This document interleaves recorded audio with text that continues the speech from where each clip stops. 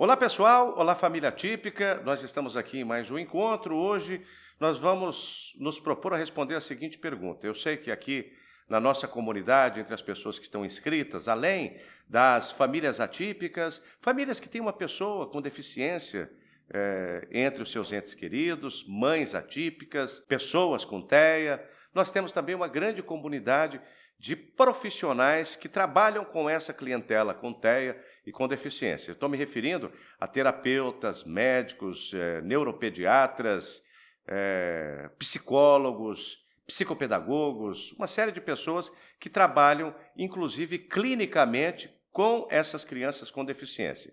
Diante de tudo que tem acontecido, que a gente tem visto na imprensa, professores, às vezes abusando da autoridade de professor na sala de aula para praticar crimes contra alunos e, às vezes, também profissionais da saúde abusando de menores, né, de pessoas com deficiência, o que é pior ainda, além de ser menor, é pessoa com deficiência, então essa pessoa é duplamente vulnerável. E aí, a maioria dos profissionais são competentes, são honestos, são bons profissionais que querem o melhor para a criança, mas eles podem ficar numa situação embaraçosa, em casos em que a família desconfie que possa estar havendo alguma coisa que não deveria durante a consulta, durante o atendimento, durante a sessão, durante a avaliação. E aí, a pergunta que muita gente faz é: será que eu posso gravar a sessão ou a consulta?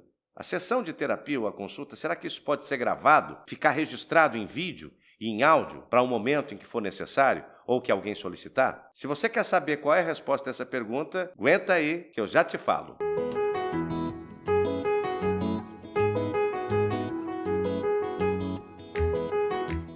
Pois é, gente, essa situação é complicada e eu tenho certeza que muita gente tem essa dúvida.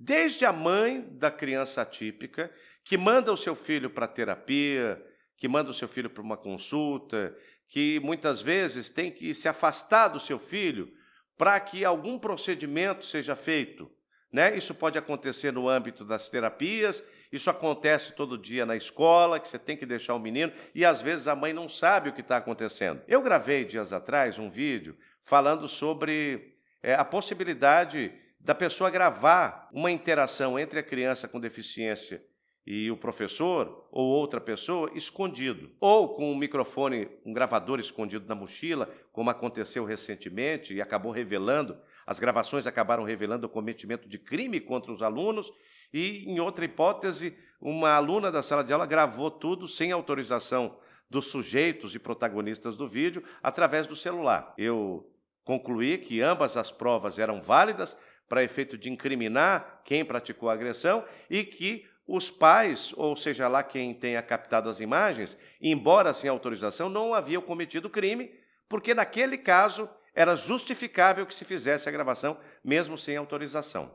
Agora, a questão é outra. A questão é no âmbito da terapia e da consulta médica. Será que isso pode ser gravado? A consulta, a interação do psicólogo com o paciente, do terapeuta com o paciente, do médico com o paciente? Vai comentando aí o que você acha disso. Você acha que pode? Você acha que é bom? Você acha que é ruim? Vai comentando aí, vai se inscrevendo no canal, vai dando um like, compartilhando, clica no sininho para você ser notificado de outros vídeos, tá?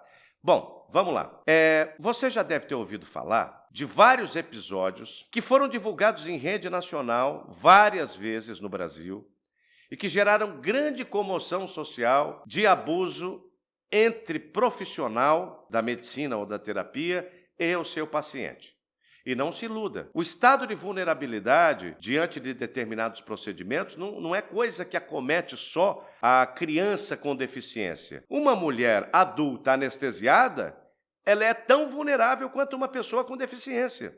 E você viu dias atrás, meses atrás, um episódio desse tipo. Um médico anestesista, depois de anestesiar a sua paciente, abusava sexualmente dela. Um outro médico, um geneticista, muito conhecido no Brasil, também abusava de dezenas de suas pacientes. Então, nessa situação, em que isso é uma possibilidade de ocorrer, um crime dessa gravidade com pessoas em estado de vulnerabilidade, pelas mãos do seu médico ou do seu terapeuta, vai haver os médicos e os terapeutas que querem guardar provas de que isso não aconteceu. Porque quem é honesto quer ter a prova, para que ninguém fale de boca. Porque, veja bem, quando acontece uma denúncia desse tipo, a palavra da vítima prepondera sobre a palavra do médico ou do terapeuta, tá, gente? Se uma criança disser, por qualquer razão, ou porque alguém incentivou, ou porque ela foi induzida, ou porque alguém plantou uma memória falsa ali na criança, que houve um abuso, não tem advogado que consiga desfazer essa afirmação. E a palavra da vítima passa a valer como prova nesses casos, principalmente se tiver testemunha.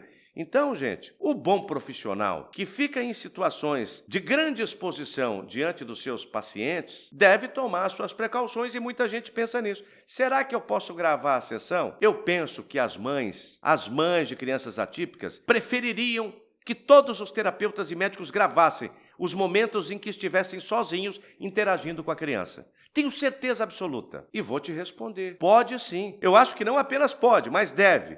Mas como exemplo de que pode, eu vou citar para você aqui o Código de Ética do Psicólogo. O Código de Ética Profissional do Psicólogo, que é a resolução do Conselho Federal de Psicologia 10 de 2005, determina o seguinte. Artigo 1º. São deveres fundamentais dos psicólogos estabelecer acordos de prestação de serviços que respeitem os direitos do usuário ou beneficiário de serviços de psicologia. Aí vem o artigo 9º e diz o seguinte. É dever do psicólogo respeitar o sigilo profissional a fim de proteger, por meio da confidencialidade, a intimidade das pessoas, grupos ou organizações a que tem acesso no exercício profissional. O artigo 14 do mesmo Código, diz que a utilização de quaisquer meios de registro e observação da prática psicológica obedecerá às normas desse Código e à legislação profissional vigente, devendo o usuário ou beneficiário, desde o início, ser informado. Então, para o psicólogo, por exemplo, o que está dizendo aqui, traduzindo isso? Está dizendo o seguinte, que o psicólogo ele tem o dever de respeitar o sigilo profissional e que, quando ele for utilizar meios de gravação, para captar o procedimento ali, registrar, ele deve avisar a pessoa interessada ou a família da pessoa. Ele não pode fazer escondido, mas ele deve fazer, desde que mantenha sigilo. O Conselho Federal de Medicina, igual, também tem normas sobre isso. Então, é perfeitamente lícito aos profissionais. É claro que existem alguns profissionais que exercem profissões na terapia que não são regulamentadas ou, sendo regulamentadas, não tem nenhuma norma específica que trate deste assunto. Então, quando não trata do assunto, a pessoa se pergunta, será que eu posso gravar? A lei que regulamenta a minha profissão não fala nada. Eu posso ou não posso? Aí você vai usar, por analogia, o que diz a regulamentação das profissões que falam sobre isso. O CFM fala sobre isso, o Conselho Federal de Medicina, e o Conselho Federal de Psicologia também. Então, o que é preciso fazer? Você que é fono, que é musicoterapeuta, você que aplica aba, você pode gravar todo o seu trabalho, né, o seu contato, a exposição da criança ao seu expediente profissional, desde que avise a família e que mantenha isso em sigilo. Tem que avisar a família e tem que garantir o sigilo. Isso não pode parar em WhatsApp de ninguém, não pode ser enviado por e-mail para ninguém, tem que ficar guardado debaixo de 7 chaves. Quem é que pode pedir isso? Só a justiça ou a família. Se o menino fala uma coisa que a mãe desconfia que o menino está desconfortável depois de ter ido a uma sessão de terapia, aí a mãe faz o requerimento da gravação do profissional que aplicou a terapia. Aí fica bom para todo mundo. Fica bom para o terapeuta e para o médico que está resguardado, com um acervo de registro do seu trabalho, profissional e honesto, e também as mães, né, e as pessoas interessadas que podem fazer a requisição dessa gravação a hora que bem entender para saber o que aconteceu. Assim como o Poder Judiciário, em alguma controvérsia, alguma ação do Ministério Público, por exemplo, pode requerer naquele consultório a gravação, porque ali a gente sabe que o profissional toma o cuidado de fazer o registro. Então, gente, eu concluo dizendo o seguinte, não só pode, como deve fazer a gravação. É uma segurança a mais para o profissional e também para o paciente. Dito isto, te convido mais uma vez a se inscrever no canal, a clicar no sininho, a dar um like e a compartilhar esse vídeo com outras pessoas que, como você, possam ter interesse nesse assunto. Um grande abraço, até o nosso próximo encontro.